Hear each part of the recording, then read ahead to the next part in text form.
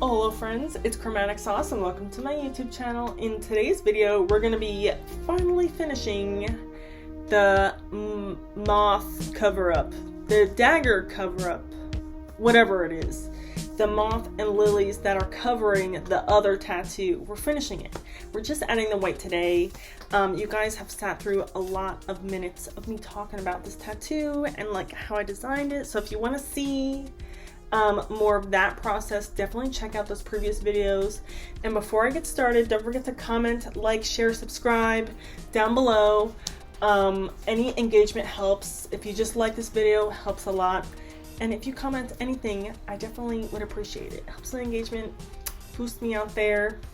And definitely if you have any input on how you would like these videos to be, I'm just like starting back up into filming videos for YouTube, so definitely open for constructive criticism, even about the tattoos. If you're a tattoo artist and you ever see anything, constructive criticism is always welcome.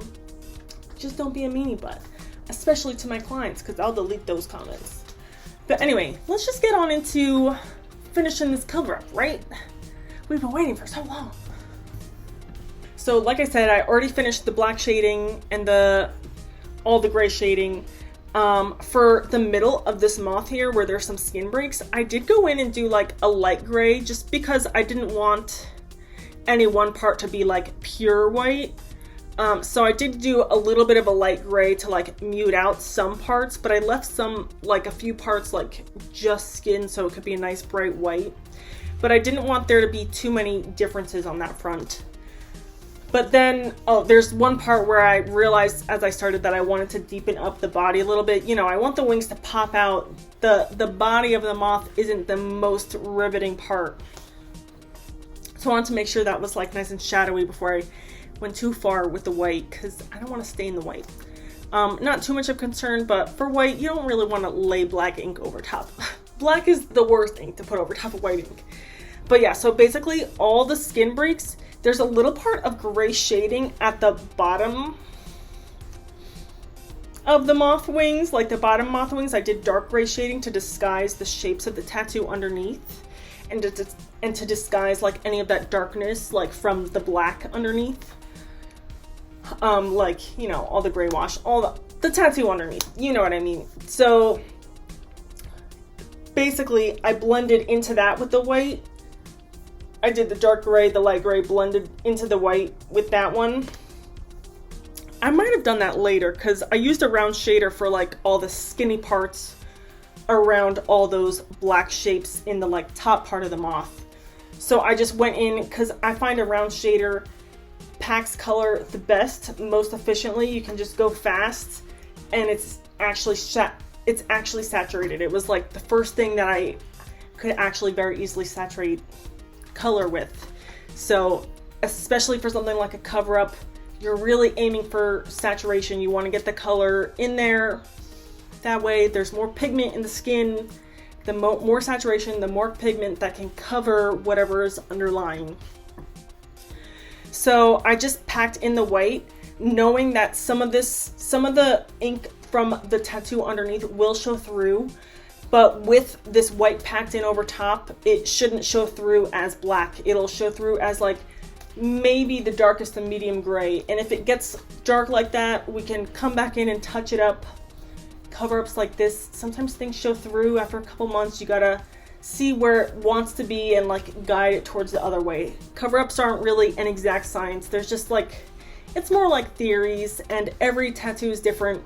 Every beginning tattoo is different, and every end tattoo design is different.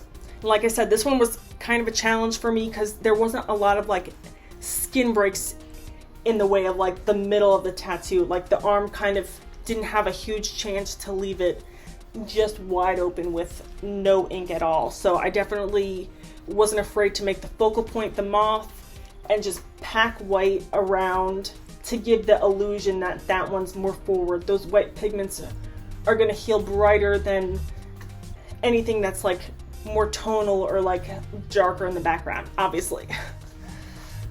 And I let the lilies have like some of that darker shading too, but the lilies on the outskirts didn't get too much. I mean, there's no besides that black shading on the body. I don't think there was any color in this video unless there was a spot I forgot here or there. But this is like the last part of the tattoo, so it's basically all the white. But yeah, I filled in the moth. I think I did some accents like in the stamens of the lilies and maybe a couple accents on the lilies. I don't know, I guess we'll see if I did any. I think I might have done like just a line on the leaves, but I might have done that with the light gray. I did little dots on the edges of the moth's antenna just to make it have a little highlight, a little bit more of a distinction. Oh, my head just gets in the way. If anyone has any tips on how to film and not get your head in the way, I feel like sometimes I'm really good at it and sometimes my head is just in the way. So I'm sorry if that frustrates you at all.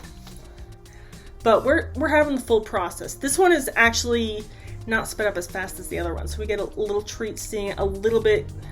It's still 400%, but it's not 800%. So you get a nice little watching in closer to real time. But yeah, like I said, getting those highlights on the stamens, because the stamens are just black with like that pop of color just to make them pop. The white of the moth stands out, all those things that are forward. I think I probably did a couple lines around the edges of the lilies, but we're really towards the end. And then there was a couple spots, I think, towards the bottom that I wanted to like make sure were really covered.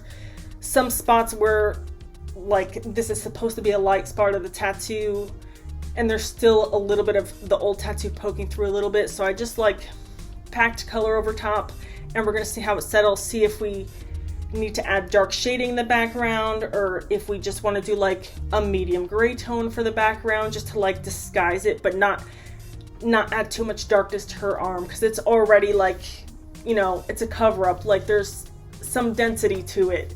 But I definitely did my best to keep the outskirts like as bright as possible, as much skin break as I felt like I could while keeping it consistent.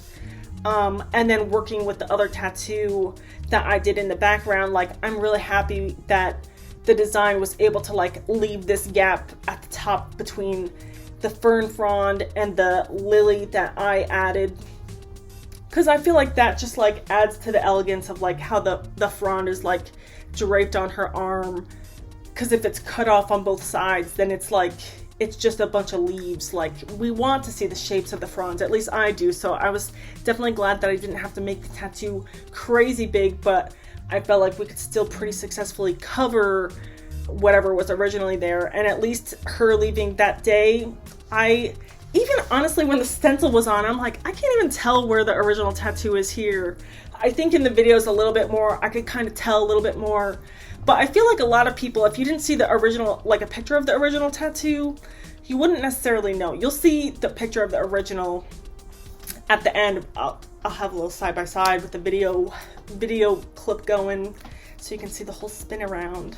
Here's where I forgot that I wanted to add a little bit of color on the inner lines, just to pack more color, disguise a little bit more, and to keep those lines, to keep a little bit more of a distinction between the lines in the middle that are a little bit close together.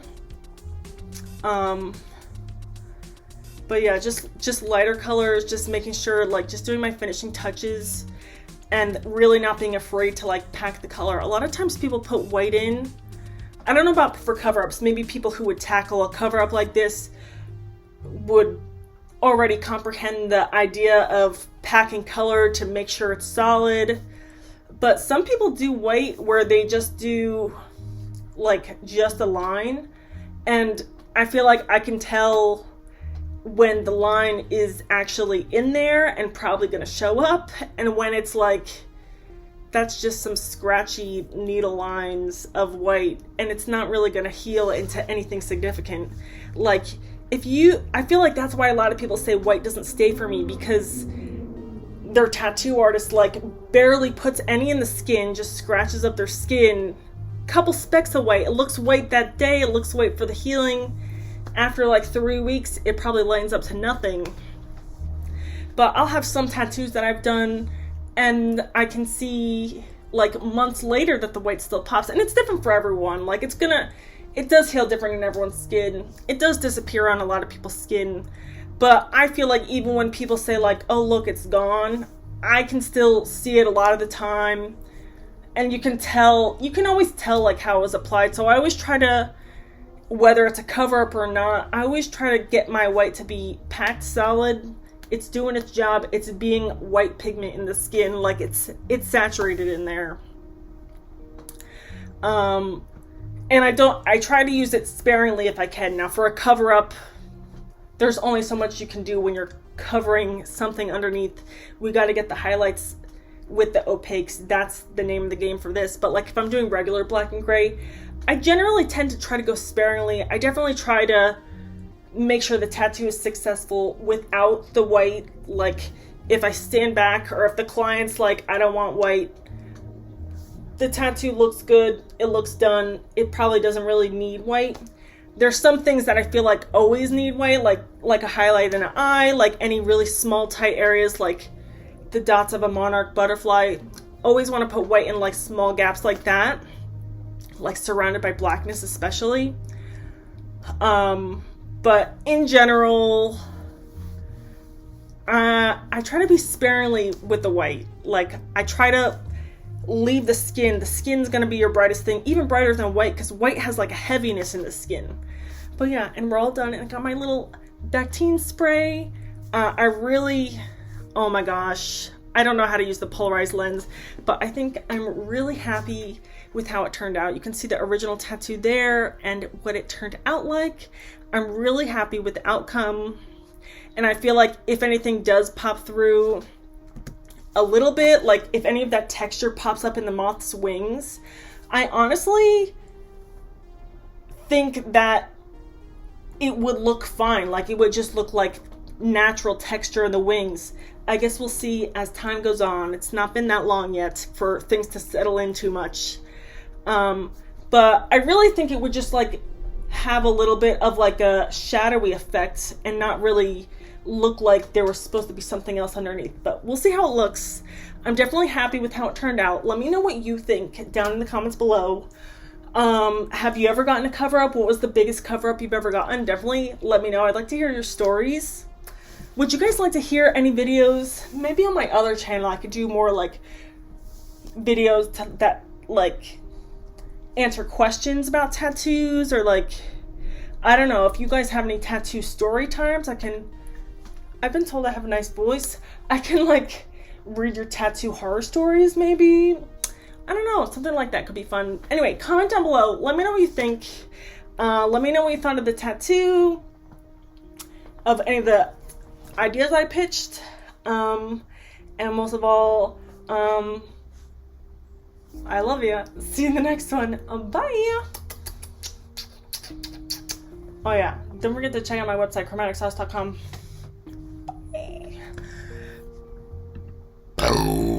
Excuse me.